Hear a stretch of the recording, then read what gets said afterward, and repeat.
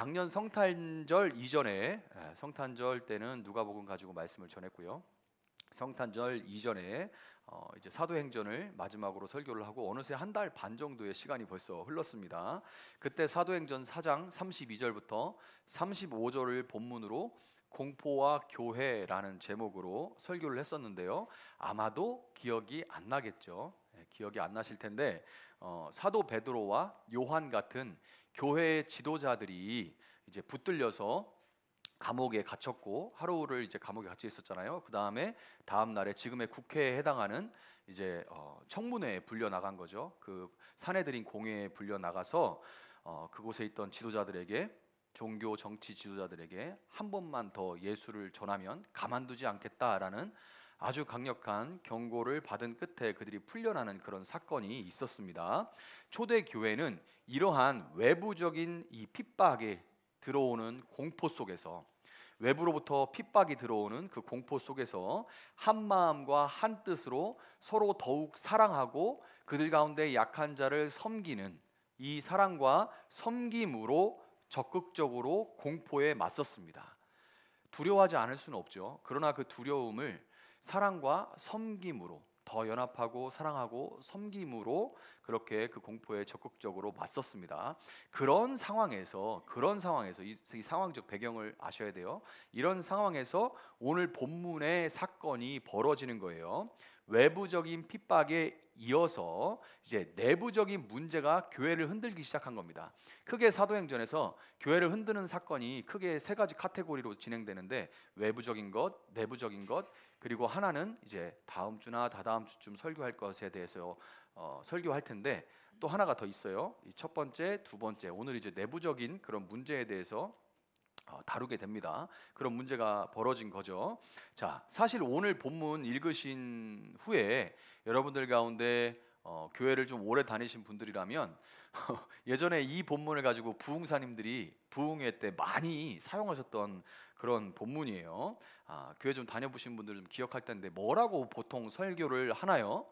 이제 좀 어른 성도님들은 기억하시죠? 부흥사들이 뭐라고 얘기를 해요? 아나니아와 삽비라 부부를 좀 봐라. 땅 팔고 나서 이 아까운 마음에 일부만 헌금하고서도 다 낸 것처럼 그렇게 하나님을 속이려고 하다가 다 죽었다. 둘 다 죽었다. 하나님은 이장로, 김집사 땅 판 거 다 아신다. 하나님 속이려고 들지 말고 다 바치든지 아니면 관둬라, 이렇게 얘기를 해요. 다 바치든지 아니면 관둬라. 하나님 속일 생각 하지 말고, 이렇게 얘기해요. 그렇게 설교하면 이게 내라는 거예요, 말라는 거예요? 이게 내라는 거예요, 말라는 거예요? 내라는 거죠. 그것도 어떻게 내라는 거예요? 다 내라는 얘기입니다. 다 내라는 얘기예요. 여기다가 이렇게 안 내면 어떻게 된다는 거예요? 죽는다는 거죠. 여기다가 이제 무시무시한 그런 예화들을 한두 개 곁들이면 그 참 안 내고 버티기 참 불편합니다.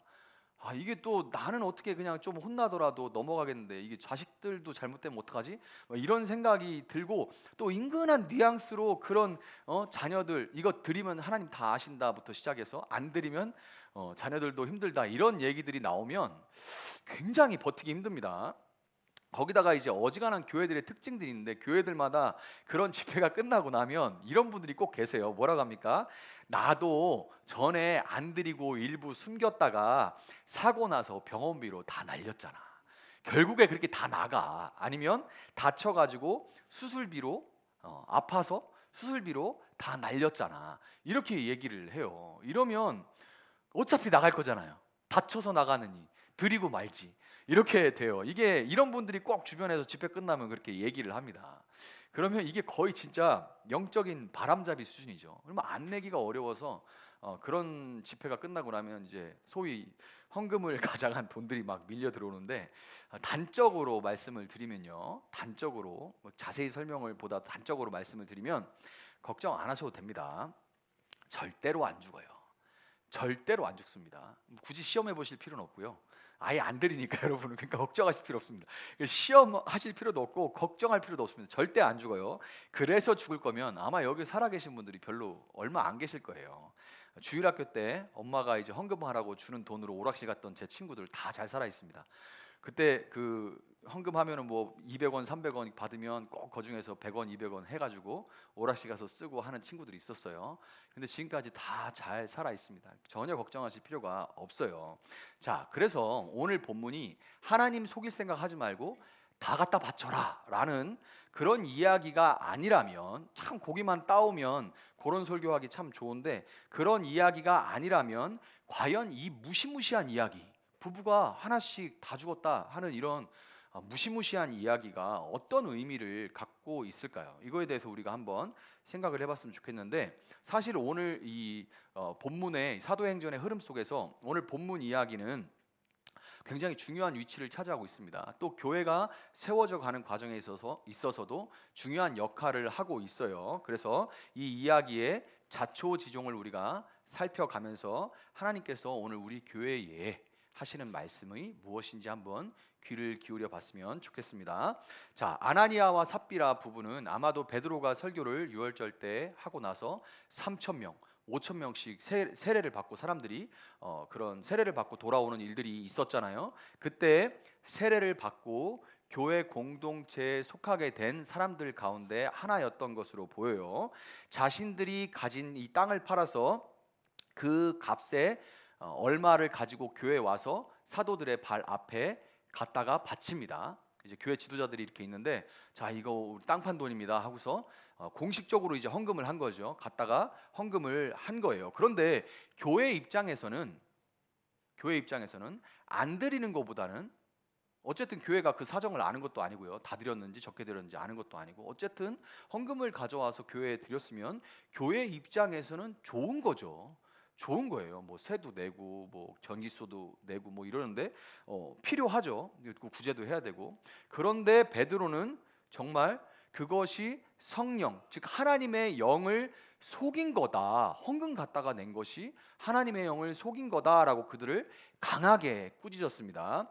베드로의 이런 반응이 단순히 그 부부가 헌금을 일부 떼먹은 것 때문에 그런 것이 아니라는 것은 우리가 아까 읽은 본문 4절만 봐도 금방 알 수가 있어요.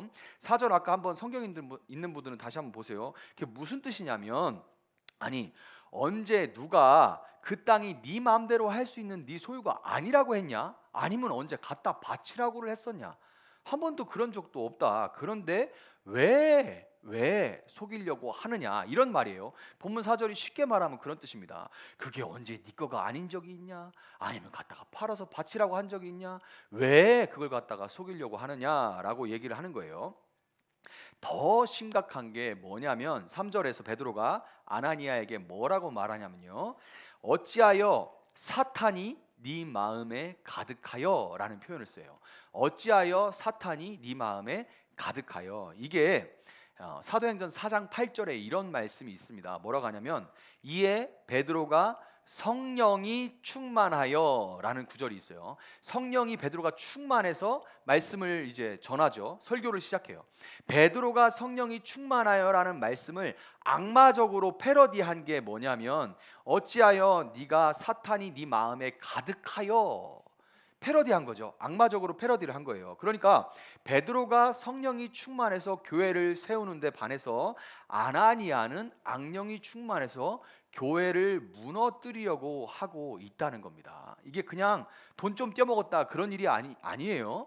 베드로가 성령이 충만해서 교회를 세우고 있는데 아나니아 삽비라 부부는 악령이 충만해서 교회를 지금 헐어버리려고 하고 있는 거죠. 자, 어떻게 이 부부 아나니아와 삽비라가 그 한 행동이 악령이 충만하다는 참으로 가혹한 그런 평가를 받게 됐는지는 사도들의 발 앞에 두니라는 똑같은 표현이 사용된, 이 사도들의 발 앞에 두었다라는 똑같은 표현이 사용된 사도행전 4장 37절을 보면 알 수가 있어요. 자, 사도행전 4장 37절을 보세요. 똑같이 사도들의 발 앞에 아나니아 삽비라도 드렸는데 그 전에 먼저 사도들의 발 앞에 둔 사람이 있죠. 자, 구부로, 이제 성경이 옛날 말을 많이 써서 이제 우리가 점차 표준 세번역으로 성경을 바꿔 나갈 건데 옛날 말을 많이 써서 구브로, 도대체 구브로가 어디야?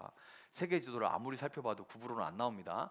이제 근데 키프로스를 찾으면 찾을 수 있어요. 지중해 상당히 큰 섬입니다. 이 키프로스, 지중해의 섬 키프로스 출신으로 레위 지파에 속해 있는 경건한 유대인이었던 이 요셉이라는 사람이 6월절에 예루살렘을 방문했다가 예수님을 믿고 회개해서 성령을 받게 됐습니다. 이 요셉이라는 사람이, 그가 성령을 받고 예수님을 믿었다는 게 어떤 의미예요? 여러분도 예수님을 믿고 성령님의 은혜로 예수님을 믿게 됐잖아요. 예수님을 믿었다는 말은 그가 이제 예수님이 달려 죽으신 십자가를 죄악과 폭력 그리고 죽음의 이 사형틀로 더 이상 그 십자가를 보지 않고 하나님이 예비하신 용서와 화해와 구원과 생명의 길로 그가 이제 이 십자가를 보기 시작했다 하는 그런 의미인 거죠. 그의 눈이 다르게 열린 거예요. 그 전에 보이지 않던 무서운 것, 저거는 사형틀, 이렇게 폭력 이렇게 보였던 것이 이제 여러분 이제 지금 십자가 여러분이 목걸이도 하고 귀걸이도 하잖아요. 여러분 되게 웃기지 않습니까? 그거 사형틀이에요.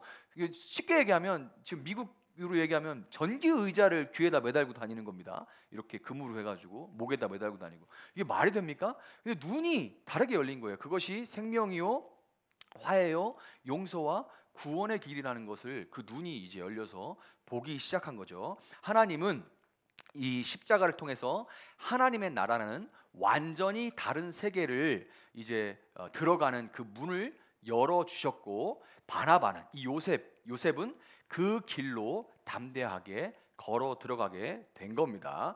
이 소유가 존재를 대변하는 세상에서, 이 세상에서는 그 사람의 소유가 그 사람이 어떤 사람인지를 보여주죠. 몇 평짜리 아파트 사는지, 또 차는 몇 시씩 끄는지, 옷은 어떻게 입는지, 이런 것들에 대해서 이 소유가 그 사람의 존재를 대변하는 세상에서 요셉은 소유하고 있던 밭을 팔아서 그 값을 가지고 사도들의 발 앞에 둡니다. 그가 완전히 다른 세계에 이제 들어갔다는 것을 어떻게 표현해요?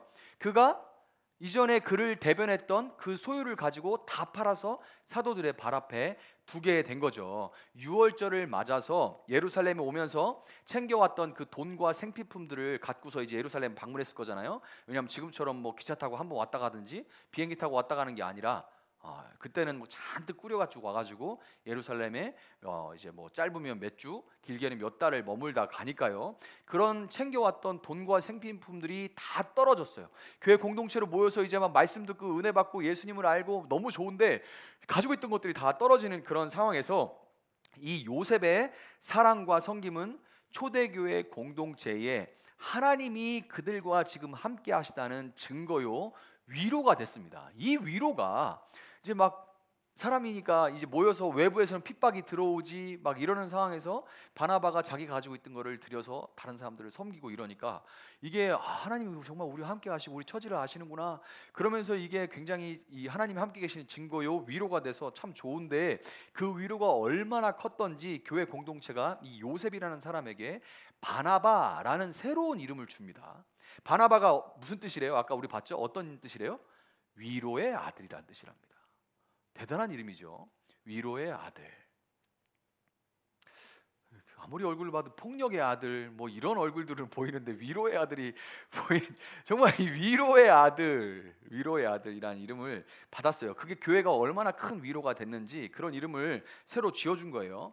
바나바는 근데 물질로만 섬겼던 사람은 아닙니다. 그 인품 또한 위로의 아들이라는 이름이 부끄럽지 않았던 그런 사람으로 충분히 보여져요. 사도행전 9장 27절에 보면 바나바가 한때 믿는 자들을 다 잡아다 가두고 죽이는 데 일조했던 이 사울이라는 청년이 있었죠. 이 청년이 이제 막 극도로 아주 극단적으로 회개를 해가지고 완전히 삶이 확 돌이켜가지고 예수님을 막 아주 힘있게 전하는 그런 사람이 됐습니다. 그런데 한번 생각해 보세요. 우리도 지금 보면은 이제 감옥에서 뭐 깡패 두목이었다가 나와서 막 목사 되는 그런 분들 있지 않습니까? 그러면 대단하다 이렇게 생각하지만 이게 색안경 끼는 사람들이 되게 많아요. 야, 저 또 목사로 이렇게 하고서 나중에 또 무슨 짓을 할지 몰라. 실제로 또 그런 분들도 있습니다. 그런 상황이니까 쉽게 교회 공동체가 그 사람을 받아들여 주기가 굉장히 꺼려지죠. 언제 또 이게 지금 이렇게 위장하다가 우리 안에 들어와서 언제 또 우리를 잡아갈지 모른다라는 상황 가운데 오직 이 바나바만 아무도 믿어주지 않고 가까이 하지 않던 사울을 열심히 복음을 전하고 핍박을 받는데도 불구하고 가지고 있던 거 다 버리고 그렇게 예수를 쫓아가는데도 불구하고 사람들이 다 색안경을 끼고 의심하는데 바나바만 그 사울을 찾아 믿어주고 그를 위로했어요. 만약에 이런 바나바가 없었다면 우리가 아는 사도 바울도 지금 없습니다. 그래서 이 교회들에서 새로운 이 가족들이 왔을 때 그분들이 교회에 정착할 수 있도록 돕는 사역을 바나바 사역이라고 지금까지 부르고 있을 정도로 그런 바나바의 그 역할이 너무너무 큰데, 악명 높았던 사울마저도 바나바의 중재라면 교회 공동체가 받아들여 줄 만큼 바나바가 추천했어, 바나바가 보증했어, 바나바가 불러왔어. 그러면 저 사람이 예전에 살인자였음에도 불구하고 바나바를 보고 그를 형제로 받아들여 줄 만큼 이 바나바의 초대교회에서 영향력은 아주, 이 선한 영향력이 어마어마하게 컸던 것 같아요. 그런데 아나니아와 삽비라는 이 위로의 아들인 바나바가 믿음으로 하나님 나라에 속해서 하나님 나라의 이 방식대로 살아가면서 자연스럽게 얻어진 선한 영향력이라는 이 내용이 아니라, 내용에는 관심이 없고 교회 공동체에 미치는 그 영향력 자체에 탐심을 내고 욕심을 내고 나도 저렇게 영향력이 있고 싶다라는 그 욕심을 부리기 시작한 겁니다. 그 영향력이 생기게 된 그 내용에는 관심도 없고 갖다 바쳐서 저런 영향력을 나도 얻고 싶다라는 생각을 하고 탐심이 생겨나게 된 거예요. 어디서 많이 들어본 얘기죠. 이 탐심하면 아담과 하와가 선악을 알게 하는 나무의 열매를 먹으면 눈이 밝아서 하나님과 같이 되리라라고 하는 그 사탄의 말을 듣고, 그 말을 듣고 나서 열매를 보니까, 그전에는 몰랐는데 그 말을 듣고 나서 보니까 어때요? 보암직도 하고 먹음직도 하고 지혜롭게 할 만큼 탐스럽기도 한 탐심이 생겨나게 됐죠. 그래서 내가 하나님처럼 선악을 알게 하는 나무 열매를 주신 하나님이 선악의 기준이 아니라 내가 옳고 그름의 그 기준의 판단이 돼서 내 영향력에 따라서 사람들을 이렇게 저렇게 통제하고 싶은 마음, 그 탐심, 이 탐심을 일컫는 거예요. 이 아나니아와 삽비라만 가지고 있는 것이 아니라 이 태초에 창세기 3장부터 지금까지 인간에게 계속해서 내려오는 내가 기준이 돼서 판단하고 싶은, 통제하고 싶은 그 탐심을 일컫는 겁니다. 아나니아와 삽비라는 이 탐심 때문에 땅판 돈 일부를 가져와서 마치 다 가져온 것처럼, 여러분 잘 아는 거 있잖아요. 밖에서 막 싸우고 밖에서 막 이렇게 한 다음에도 교회 들어오면 아주 깨끗한 척, 거룩한 척 이렇게 위선. 교회가 사이즈가 커지면 커질수록, 작으면은 그래도 서로 다 아는 이런 게 있는데 커지면 커질수록 깔끔하게 입고 와서 가만히 있고 차에서 엄청 싸우고 들어온 다음에 이런 일들이 참 많은데, 이렇게 다 일부만 내면서도 다 내는 것처럼 저를 좀 보십시오 하면서 이렇게 위선을 떨면서 거짓으로 이 영향력에 대한 탐심 때문에 위선을 떨면서 하나님을 속이려 들었던 거고, 그 결과는 어때요? 비참한 죽음이었어요. 그 결과 비참한 죽음이 찾아온 겁니다. 그런데 제가 이렇게 설명을 들었지만 그래도 그렇다고 바로 죽여버리는 건 좀 너무한 거 아니냐, 그런 생각이 들죠. 아니, 그렇다고 바로 죽여버리는, 탐심이 있다고 죽여버려? 이렇게 생각이, 하나님 너무하신 거 아니야? 라는 생각이 들 수가 있죠. 그래서 이 사건이 왜 죽음으로 이어졌는가, 왜 꼭 죽음까지 이어졌는가를 보려면 여러분 진작에 봤던 여호수아 7장에 아간의 범죄에 대해서 여러분이 이해를 하고 있어야 됩니다. 그래서 성경은 통으로 다 읽어야 서로 연결이 되면서 좀 이해가 돼요. 아간의 범죄를 알고 있어야 돼요. 하나님은 가나안 땅의 이 첫성, 첫 것은 모든 것을 대표하는 거죠. 첫 성인 여리고를 점령하는 이스라엘 백성들에게 여리고 성 안에 있는 모든 것을 온전히 바쳐라 이렇게 얘기를 해요. 온전히 바쳐라. 온전히 바치되 남녀노소와 소와 양과 나귀를 전부 진멸하라 그렇게 얘기를 하세요. 첫 성으로서 여리고는 가나안 땅 전체를 대표하고 있고요. 하나님은 지난주 설교에서 제가 말씀드린 것처럼 이 본문이었던 거기서 뭐예요? 이스라엘 백성들을 여호와의 군대, 하나님의 군대로 부르죠. 하나님의 군대가 들어가서 일반적으로 우리가 전쟁이 일어났을 때 전쟁의 목적이 뭐예요? 그 영토를 차지하고 그 영토에 속해 있는 그 나라의 국부를 내가 차지하겠다는 거죠. 그게 전쟁의 목적인데 이것이 아니다는 것을 첫성 모든 이 가나안 땅의 정복을 시작하는 이 첫성 대표적인 의미를 가지고 있는 이 여리고를 시작하면서 그 영토와 국부를 취하는 것이 목적이 아니고 이 피라미드적인 경제 사회 구조, 지금보다 더 극렬한 이 빈부격차를 가지고 있는 피라미드, 절대로 이 신분을 벗어날 수 없는 피라미드적인 이 경제 사회 구조, 그리고 우상 숭배와 음란에 쩔어버린 그 땅을 심판하고 하나님의 나라를 세우기 위한 유일한 목적이 그것이다라는 것을 이 가나안 정복 전체를 시작하면서 하나님께서 분명하게 보여주시고 싶었던 거예요. 그런데 이 의미 있는 첫 번째, 모든 것을 대표하는 이 첫 번째 성을 정복하고 난 다음에 그 땅에 있는 부를 보면서 이 아간이라는 사람이 눈이 뒤집혀 버립니다. 너무너무 탐심이 막 올라와 가지고 시날산의 아름다운 외투 한 벌과, 아니 옷 한 벌 때문에 죽어? 그런데 그때 당시 옷은 굉장히 귀한 거였어요. 시날산 외투 한 벌과 은 200세겔과 그 무게가 50세겔 되는 금덩이 하나를 빼돌려서 자기 장막에 땅을 파고 숨겼습니다. 자, 여러분, 하나님께 온전히 바쳐진 것이 원어로 헤렘이라고 해요. 헤렘이라는 말을 씁니다. 레위기 27장 28절에 따르면 이 헤렘된 것은 반드시 죽여야만 돼요. 하나님께 속했기 때문에 이미 죽은 겁니다. 그래서 이것은 반드시 죽여야 돼요. 탐심 때문에 하나님께 온전히 바쳐진 이미 죽은 것을 탐심 때문에 취했던 아간이 그것을 가져와서 땅에 파묻는 것을 다 봤음에도 불구하고 침묵으로 일과하면서 함께 동조했던 그 가족들은 전부 죽은 것을 만졌기 때문에 결국 돌에 맞아서 함께 그때에도 죽게 됩니다. 여러분, 이 얘기가 지금 신약에서 어떤 의미를 가지고 있냐면 교회가 어떤 곳인지를 생각해 봐야 되는 거예요. 여러분, 교회는 예수님이 피로 값주고 사셨기 때문에 이 온전히 하나님께 드려진 헤렘 공동체입니다. 이해가 가시나요?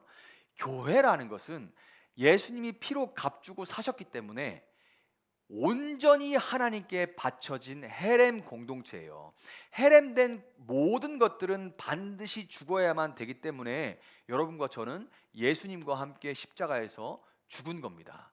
이 교회의 모습을, 그리고 교회가 어떤 의미를 가지고 있는지를 구약의 장구한 역사를 통해서 하나님께서 닦아오신 거예요. 교회는 헤렘 공동체고 우리는 반드시 죽어야만 되는 온전히 바쳐진 존재, 여러분을 성도라고 하죠. 성도들이기 때문에 예수님과 함께 여러분은 십자가에서 죽은 것이고 부활하신 예수님이 주시는 영원한 생명을 받아서 이제는 세상의 탐심이 아니라 오직 하나님의 나라만을 위해서 여러분은 존재하고 하나님의 나라만을 위해서 살아가는 그런 공동체인 겁니다. 그것이 여러분의 정체성이에요.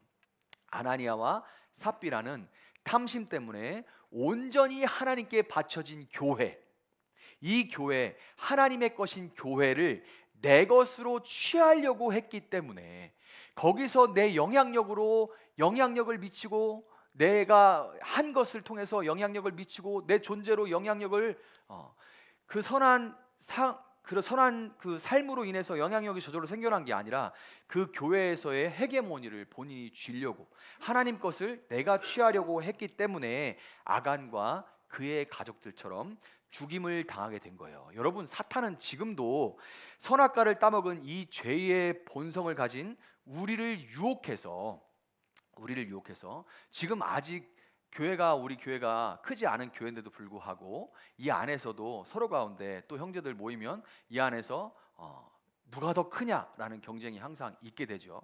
그래서 서열 정리가 끝나야 되는데 서열 정리 이거는 짐승들이 하는 거고요. 하나님의 교회에서는 다 형제입니다. 그게 아니에요. 더 커지면 그 안에서 직분 때문에 무엇 때문에 헤게모니 싸움이 늘 벌어지고 전국에 있는 한국에 있는 모든 교회, 전 세계에 있는 모든 교회는 항상 이거에서 벗어날 수가 없어요. 그래서 이 죄의 본성을 가진 우리를, 이 탐심의 본성을 가진 우리를 사탄은 계속해서 유혹해서 악령 충만하게 만들고 이 탐심을 교묘한 위선으로 포장해서 숱한 교회들을 지금도 넘어뜨리고 있습니다. 특별히 지금 시대를 소비 지상주의 시대라고 얘기를 하죠. 소비가 미덕이다라고 부르는 그런 시대예요. 그러니까 여러분들도 이거를 인식을 하실 겁니다. 뭐 꼰대라고 해도 할 수 없는데 뭐 어른들보다 그때 무조건 아끼는 게 미덕이었어요. 저도 그렇지 않습니다. 저도 쓸 건 써야 된다고 생각하는 사람들이고 저희 애들을 보면 왜 안 써? 이런 가치관으로 점점 흘러가는데 이게 누가 그렇게 가르쳐 주는 게 아니라 미디어나 세상 전부가 그렇게 말을 하고 있기 때문에 자연스럽게 세대를 거쳐가면서 소비 지상주의 시대가 되는 건데요. 그런데 소위 뭐 이런 세대를 MZ 세대라고도 하고 뭐 사회적인 평가가 많은데 우리가 지금 보고 있는 그 흐름이지 않습니까? 그런데 여기서 말하는 정신이 뭐냐면요, 나는 이만큼 냈으니까 교회에서 이만한 권한은 누려야 돼라는 생각이 저변에 깔려 있게 됩니다. 이게 소비주의 어쩔 수 없는 풍토예요. 그러니까 내가 교회를 이용했는데 10,000원은 내고 간다. 헌금의 개념이 이렇게 바뀌고 있어요. 그래도 전기세 쓰고 장소에 모여서 좋은 얘기 듣고 가니까 10,000원 낸다. 그래도 좀 부끄러우니까 20,000원 낸다. 아니면 내가 10,000원 냈으니까 난 이 정도 서비스는 받아야 된다라는 이런 생각들이 자기도 모르게 이 저변 안에 깔려 있게 돼요. 이게 소비 지상주의의 시대입니다. 그리고 나는 이만한 권한은 누려야 돼. 또 이만한 권한은 누릴 수 있어야 돼까지 이 생각이 번져 나가게 되죠. 나는 또 이만큼 교회에서 일을 했으니까 이 정도 직분은 받아야 돼. 나는 나이가 많으니까 학력이 높으니까 경험이 풍성하니까 이 정도 인정을 받고 존경은 받아야 돼. 사람들이 내 말에 조금 더 귀를 기울여 줘야 돼. 내 말에 조금 더 존중을 해줘야 돼. 당연히 존중해야 되는 거죠. 그게 아니라 존중을 해줘야 된다고 생각하고 존중을 하도록 통제하려고 만들고 존중받을 수 있도록 직분을 얻어내려고 하고 이런 생각들이 소비 지상주의 시대에 더 편만하게 교회 안에 들어가고 있는 거예요. 이런 생각에 우리는 사로잡히지 않기 위해서 하나님께서 이건 내 거다, 완전히 죽었다, 니들은 다 죽었고 이제는 새로운 생명으로 살아가는 존재들이야 라고 하는데 거기서 여전히 옛날 생각으로 교회를 내가 통제하려는 생각, 모든 사람들이 이런 생각을 가지고 있고 이런 생각이 발현되기도 하고 그럴 때 교회가 문제가 생기기도 하지만 아직 그들이 죽지 않는 것은 이 아나니아 삽비라를 통해서 첫 것을 통해서 이게 얼마나 무서운 것인지를 보여주는 거예요.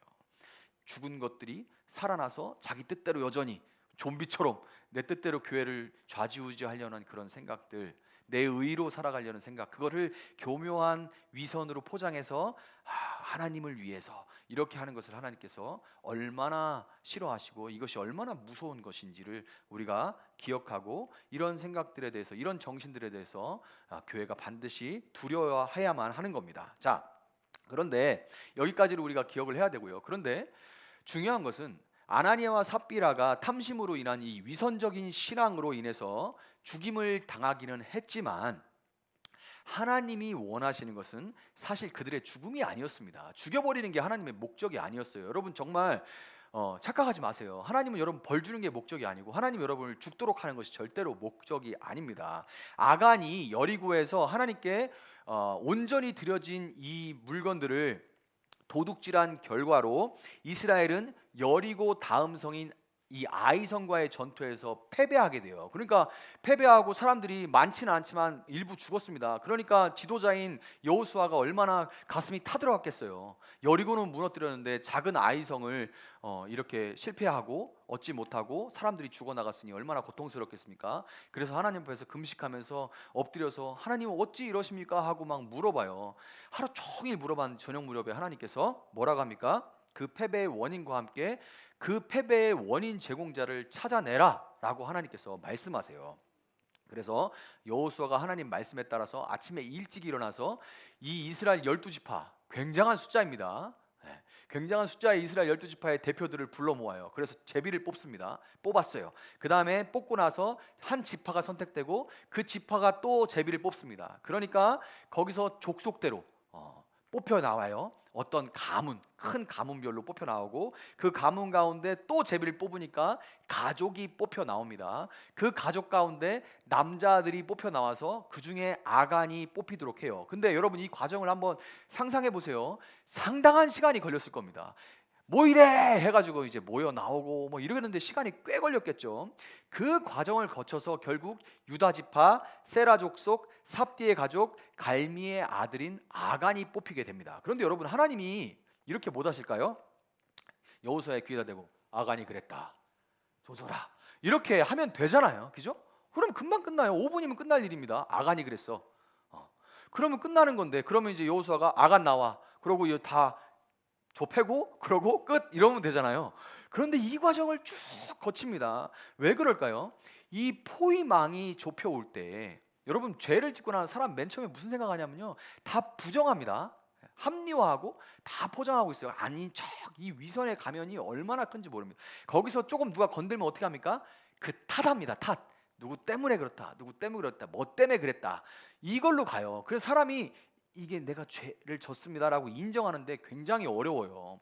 그래서 그 인정할 수 있도록 포위망이 막 좁혀옵니다. 포위망이 좁혀오고 나 유다 지파인데, 나 갈미 족속인데 막 좁혀오잖아요. 이 좁혀오는 가운데 그 위선을 벗어 던지고 하나님께 나 알고 계시구나 라고 생각하고 진정한 회개로 하나님 앞에 엎드리기를 하나님은 바라신 겁니다. 죽이기를 원했던 것이 아니에요. 아나니아 역시 베드로가 꾸짖을 때 즉각 엎드려 가지고 아이고 제가 속이고 제가 위선을 떨고 교회에서 이렇게 한 자리 해보고 제 좀 그 입에 파워 좀 높여보려고 그랬습니다라고 즉각 엎드려져서 하나님 앞에 죄를 고했어야 했지만 그는 끝까지 아닌 척 듣고 있었어요. 끝까지. 무슨 소리야? 아니거든요. 뭐 이렇게 끝까지 버티고 있는 거죠. 그 안에 삽비라는 더 안타깝습니다. 삽비라는 그 당시에 나가 있어가지고 3시간 정도 있다가 돌아와요. 그러니까 3시간의 시간이 그녀에게는 있었던 겁니다. 심지어 그 남편의 시신이 사람들에 의해서 들려 나오는 것을 봤습니다. 그러면 왜 그러지? 무슨 일이 있었지라고 생각을 하고 아이고 큰일 났다 이렇게 생각을 해야 되는데 그녀 역시 끝끝내 진정한 회개로 나오지를 못했어요. 여러분 이 죄성을 가진 사람들이 모인 교회 공동체는 언제든지 자기 의와 교만함을 위선적으로 포장한 채 주도권 싸움을 펼칠 가능성에 언제나 노출되어 있습니다. 꼭 교회뿐만 아니라 이렇게 모여 있는 어떤 이런 조직적인 교회뿐만 아니라 여러분 가정이라는 교회, 여러분 관계들 안에서 이미 두세 사람이 예수님의 이름으로 모인 곳이 교회이기 때문에 여러분들이 모여 있는 곳에서는 언제나 이런 일들이 벌어질 수 있는 그런 가능성에 여러분은 노출되어 있습니다. 그렇지만 어느 때든지 하나님의 말씀이 들려올 때는 두려움으로 여러분 즉각 엎드려서 진실한 회개의 자리로 나갈 수 있는 여러분들이 되기를 바라고 또 우리 세종 나비 공동체가 되기를 바랍니다. 하나님 앞에 이 진실한 공동체로 남기 위한, 버티기 위한, 견뎌내기 위한, 지켜내기 위한 가장 성경적인 방법은 우리 안에 베드로를 두는 거예요. 우리 안에 베드로를 두는 겁니다. 이 말이 베드로가 또 일대 교황이죠. 가톨릭에서는. 그러니까 이 말이 사제주의를 따르는 성당에서 신부님에게 고해 성사를 하듯이 고해 성사를 하라 그런 얘기는 아니고요. 또 근래에 이 개신교회 중에 공개적인 죄 고백이라는 것을 통해서 초대형 교회로 성장한 교회가 하나 있어요. 그래서 공개적으로 막 나와서 죄를 공백하는 장면이 심지어 유튜브에도 막 올라와 있습니다. 거기서 제가 뭐 직장의 부장이었는데 직원들을 이렇게 괴롭혔습니다. 막 이런 죄 고백들을 하는 그런 것들을 여러분 볼 수가 있어요. 근데 저는 그런 방법에 동의하지 않습니다. 그런 방법에 저는 따르지 않아요. 특별한 경우를 제외하고는 대중 앞에서 하는 이 공개적인 죄 고백은 하는 당사자에게는 처음에 의도가 어떠하든지 사람은 정말 악하거든요. 그래서 이 당사자에게는 나는 이렇게 죄를 공개적으로 고백할 수 있을 만큼 겸손하고 믿음이 있는 사람이다라는 신앙적인 우월감을 오히려 심어줄 수가 있습니다. 그리고 듣는 사람들은 계속해서 그런 규칙적인 공개 고백을 듣다 보면은 그 죄에 무뎌지고 담대하게 되고, 그리고 준비가 아직 되지 않은 사람들에게는 그런 공개적인 죄 고백을 들을 때 정죄하는 마음이 생겨요. 저런 짓거리를 했어 하면서 미움이 막 올라오는데 꾹 참고 있어야 되는 이런 부작용이 생길 수가 있어요. 또한 아주 극단적인 예를 들면, 만약에 공개적으로 내가 다른 교회 구성원 중에 뭐 형제는 자매, 자매는 형제 한 명을 갖다에 대해서 어떤 성적인 욕망을 품었다. 그런 분들 많죠. 그런 욕망을 품었던 것을 제가 회개합니다. 제가 아무개 자매를 보고서 마음에 어떤 진도를 다 빼버렸습니다. 이렇게 회개를 하면 그걸 듣는 자매는 얼마나 큰 수치감을 느끼고 상처를 받겠습니까? 굉장히 위험한 거예요. 그런데 이런 위험성과 우려에도 불구하고 야고보서 5장 16절은 분명히 너희 죄를 서로 고백하며 병이 낫기를 위하여서 서로 기도하라. 의인의 간구는 역사하는 힘이 큼이니라. 이렇게 분명히 말씀을 하고 계십니다. 그러니까 이 은밀한 탐심과 위선을 베드로와 같이 꾸짖어주고, 또한 서로 그런 소리들이 들려올 때 서로 죄를 고백하고 이런 서로가 서로에게 죄를 고백할 때 이 죄는 죄의 가장 강력한 무기인 은밀성을 잃어버리게 된다는 거예요. 그래서 진실한 공동체를 유지해 나갈 수 있게 하는데 이 죄를 서로 고하는 것이 정말 큰 도구라는 거죠. 최근에 이 아파트 단지에서 제가 아파트 단지 헬스를 했었는데 이게 굉장히 지겹고 그리고 살은 계속 더 찌고 그래가지고 그런 차에 명절에 이제 뭐 갔더니 막 보는 사람마다 살쪘다, 이서방 살쪘네, 알거든요. 아, 이서방 살쪘네, 계속 이렇게 얘기를 해가지고 스트레스를 막 받고 있는데, 원래 살면 안 받는데 계속 그렇게 스트레스를 주잖아요. 이게 또 한국 사람들이 굉장히 친절하게 당신이 살이 쪘네요라고 알려주잖아요. 보면 늘 인사가 그거예요. 말랐네, 살쪘네. 이거를 인사말로 주고받는 유일한 나라인 것 같습니다. 그러는 통에 이제 아파트 이렇게 입구에 붙어 있는 현수막에 제가 눈이 갔습니다. 뭐라고 써 있었냐면 현수막에 점핑 다이어트, 뼈만 빼고 다 빼줍니다. 어머, 살이 너무 빠져, 이렇게 써 있었어요. 그거를 그때 내 눈이 보고 이 구원의 길인가 이러면서, 그래서 제가 등록을 하고 요즘 아줌마들 사이에 둘러싸여서 열심히 점핑을 하고 있습니다. 열심히 점핑을 하고 있어요. 상상이 안 가시겠지만 정말 열심히 하고 있습니다. 너무 힘들어서 죽을 것 같아요. 군대를 제대한 이후로 이렇게 힘든 운동은 처음. 가기 전에 늘 두려워요. 토할까봐 막 너무 힘들어가지고 진짜 힘듭니다. 그런데 제가 해보니까 그렇다고 해서 그걸로 살이 빠지는 것 같지는 않습니다. 거기 특징이 뭐냐면요, 진짜 중요한 거는 단톡방에 들어가서 먹을 거를 공유해야 돼요. 내가 먹은 거를 공유해야 돼요. 그리고 매일 아침 공복에 그 체중계의 사진을 찍어서 몸무게를 단톡방에 올려야 됩니다. 무시무시하죠? 무시무시해요. 그런데 여러분, 저는 평생에 처음입니다.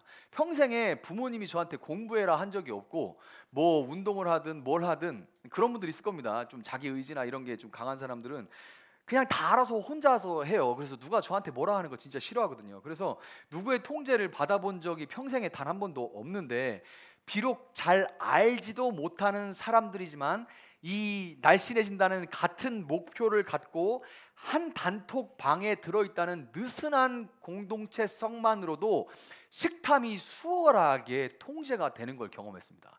처음으로 이게 되네? 저는 진짜 다른 거는 목회자이기 때문에 그런 것도 있고, 다른 거에 대해서는 의지가 좀 있어서 그냥 한 번에 다 끊으면 안 해요. 그런 스타일이거든요. 근데 진짜 제가 식탐은 못 끊습니다. 아니, 인생이 재미가 없잖아요. 제가 뭐 다른 사람들처럼 뭐 어디 가는 것도 아니고, 그래서 그냥 먹고 이러고 있는데 이게 통제가 됩니다. 다음 날 찍어야 되는데 그리고 다음 날 이 뻔히 체중계에 나오기 때문에 먹어놓고 안 먹은 척 할 수도 없잖아요. 그래서 진실하게 그래요, 저 이렇게 먹었습니다라고 고백할 수밖에 없어요. 이게 엄청난 힘이 돼요. 그래서 제가 지금 2kg가 빠졌습니다. 일주일 만에. 체중계에 몸무게 주는 건 처음 경험입니다. 이 각이 생긴 것 같지 않습니까? 2kg가 빠졌어요. 여러분 근데 이 얘기를 왜 드리냐면요. 일단은 우리가 지금 나삼기라는 느슨한 공동체로 시작을 하지만 여러분 한 사람 한 사람들이 풍삼초와 그리고 풍삼첫과 풍삼기 뭐 이런 걸 거쳐가지고 뭐 제자되고 군사되고 이런 얘기가 아니고요. 이런 것들을 통해서 더 깊이 조금씩 더 깊이 진실한 신앙 고백과 함께 풍삼초하면서 아직 예수를 안 믿었구나라는 것을 깨닫는 분들도 많습니다. 또 풍삼첫을 하면서 제가 신앙 고백이 저 그동안 다른 걸 믿었네요. 예수라는 어떤 이미지, 내가 만들어 놓은 어떤 이미지를 믿었네요. 이런 고백하는 분들도 있습니다. 그래서 이런 과정을 통해서 진정한 신앙 고백에 이르고 하나님 나라라는 어떻게 보면 추상적으로 보일 수 있는 이 분명한 삶의 의미와 목표를 조금 더 분명하게 공유를 해나갈 때 일단 저희 가정을 중심으로 아마도 금요일 저녁이 될 텐데요. 금요일쯤에 한번 가정에서 모이는 가정교회의 모판이라고 할 수 있는 원 가정교회를 열고 거기서 점차 이제 분교를 또 성장을 하면 이렇게 또 새로 준비된 리더들과 함께 분교를 해나갈 계획이에요. 여러분 가족 같은 공동체는 세상에 참 많습니다. 많은 회사들이 가족 같은 분위기, 가족 같은 분위기 이런데 대개의 경우 가족 같다는 얘기는 공사의 구분이 없다. 더 일을 빡세게 시킨다 이런 의미죠. 보수에 있어서는 가족이라 생각하지 않습니다. 이런 뜻이 참 많아요. 부정적인으로 비춰질 때가 오히려 더 많은데 가족 같은 공동체는 세상에 참 많지만 교회는 가족 같은이 아니라 판단과 정죄가 아닌 사랑의 권면과 때로는 꾸짖음 그리고 진실한 고백을 나눌 수 있고 또 나눠도 절대로 그래서 공개적으로 죄고백할 필요 없습니다. 그 안에서 하면 돼요. 나와 삶을 나누는 가족들과 함께 나누면 돼요. 절대로 밖으로 세워 나가지 않는 진실한 가족 공동체들의 연합으로 세워져 가야만 하는 것이 교회입니다. 하나님이 세우시는 이 진실한 공동체에서 죄라는 무서운 병을 서로 고하면서 병 낫기를 기도할 때, 죄라는 정말 무서운 이 병을 위해서 서로 고하면서 병 낫기를 기도할 때 우리 교회는 악령 충만이 아니라 성령 충만함으로 내부에서 교회를 흔드는 탐욕과 위선을 이겨내고 언제나 하나님이 원하시는 교회로 설 수 있다는 것을 여러분 기억하시기를 바랍니다. 말씀을 정리하도록 하겠습니다. 여러분 잘 생각해 보세요. 우리가 하나님 앞에서 아주 자주 하나님 앞에 우리가 죄의 용서를 구합니다. 거의 습관적으로 죄를 지면 또 죄의 용서를 구하는 분들도 있어요. 저도 그 중에 하나고. 그런데 잘 생각해 보면 사실 많은 경우에 우리는 그저 셀프 용서를 하고 넘어갑니다. 우리는 우리 자신을 엄청나게 사랑해서요. 우리 자신에 대한 용서는 정말 빨리 합니다. 그래서 하나님께 기도하지만 사실은 그냥 내가 나를 용서하고 넘어갈 때가 참 많습니다. 그렇지 않고 하나님 앞에 진정으로 용서를 받았다면 그토록 죄 용서의 기쁨이 없이 무덤덤하거나 죄 용서를 받았는데 기쁨이 전혀 없어요. 무덤덤하거나 아니면 죄 용서의 감사를 고백한 지 불과 얼마 되지도 않아 똑같은 죄를 또 지질 수는 없어요. 왜 그러냐? 그냥 내가 스스로 죄 용서를 나 스스로 셀프로 하고 그냥 넘어가기 때문에 그런 경우가 많습니다. 창세기 3장 이후로 인류를 삼킨 죄와 그 죄를 무기로 인류를 넘어뜨려 온 사탄 앞에 사탄이 그래서 너무 잘 알아요. 우리를 죄를 져놓고도 또 할 거 알아. 그런데 죄 용서라는 형식을 회개 기도를 잠깐 한 거 그 형식으로 나는 나를 속이고 그냥 용서하고 넘어가는 거예요. 사탄이 그렇게 회개 기도 안 해? 내비둬 쟤 그냥 맨날 저래. 내비둡니다. 그래서 그냥 셀프로 용서하고 넘어가면 금방 또 합니다. 또 하게 되는 거예요. 이 사탄 앞에 개개인의 믿음과 의지라는 것이 참으로 보잘것이 없기 때문에 제가 오늘 아침에도 그런 고백을 했습니다. 모래야 나는 얼마나 작으냐 이런 고백을 제가 스스로 했습니다. 모래야 나는 얼마나 작으냐 얼마나 나는 비참한 인간이냐 이 죄의 사슬에서 누가 나를 건져내냐 이렇게 고백이 저절로 나와서 참 아침에 굉장히 가슴이 뭉클뭉클했는데요. 이 죄의 유혹 앞에 인간의 개개인의 어떤 의지라는 것이 얼마나 보잘것없는지 우리가 너무 잘 알죠. 그렇기 때문에 하나님은 우리를 그래서 교회로 불러주신 겁니다. 교회는 그냥 말씀 듣고 혼자 돌아가는 그런 데가 아니에요. 그래서 하나님은 우리를 교회로 불러주신 것이고 또한 진실한 가족 공동체를 하나님은 허락해 주신 겁니다. 우리 교회 청년들이 종종 공동체로 여행을 다녀옵니다. 참 잘 놀아요. 그래서 뭐 어디도 가고 그래요. 그래서 끼리끼리 이렇게 세네 명 뭐 해가지고 놀러 갔다 오는데, 그런데 재미난 거는 그 믿는 자들이 모인 여행이라 그런지 이제 여행지에서 한 청년이 자신의 죄를 고백하고 하는 일들이 벌어집니다. 그러면 그런 걸 해? 이런 게 아니에요. 참 놀랍죠. 밖에 같으면 그게 흉이 될 텐데요. 그렇게 죄를 고백할 때 함께 청년들이 모두 그 고통하고 있는, 그러나 위선으로 감추고 있던 그 죄를 함께 동일한 죄를 고백하면서 회개하고, 목사가 부흥한 게 아닙니다. 그냥 한 청년이 고통 가운데 자기 죄를, 평소에 여행하고 놀고 그럴 때는 그냥 똑같이 사는데, 그러나 내 마음속에서 늘 나를 괴롭히고 나를 유혹하는 그 죄를, 그 어둠 속에서 이렇게 감춰져 있던 그 죄를 빛 가운데, 오늘 우리가 빛의 사자들이여 찬양했잖아요. 내 영혼의 햇빛빛이 찬양했죠. 그렇게 내 영혼의 빛이 비춰진 것처럼 드러낼 때 거기에 하나님의 은혜가 그 은혜의 빛이 비춰지는 거예요. 그래서 같이 동일한 죄를 고백하면서 회개하고 서로 기도하는, 그래서 같이 울고 기도하고 그것을 공유하고, 그래서 서로 이제 그것을 용납하면서 격려하고 이렇게 해나가는 그런 일들이 벌어진다는 소식을 제가 들었어요. 그리고 그들은 목사인 저에게도 그들이 그 안에서 고백했던 죄가 어떤 죄인지 아직도 안 알려줬습니다. 저한테도 얘기를 안 해줘요. 아무개가요 무슨 죄를 졌다고 고백을 했어요. 그래서 저희들도 같이 울면서 기도를 했는데요, 그게 무슨 죄예요? 이렇게 얘기한다는 것은 정죄하는 마음이 남았다는 거예요. 그런데 그거를 아무도 저에게 얘기를 안 해줍니다. 제가 거기 갔다 와서 무슨 얘기, 그러니까 어떻게 놀았다, 무슨 일이 있었다라는 얘기는 들었습니다. 근데 어떤 죄 고백이 있었다는 얘기는 저한테도 얘기를 안 해줬습니다. 그래서 저는 그들이 진정으로 진실한 가족 공동체가 되어가고 있으며 하나님께서 앞으로 세워가실 우리 교회 공동체의 가능성을 미리 보여주셨다라고 저는 믿고 있습니다.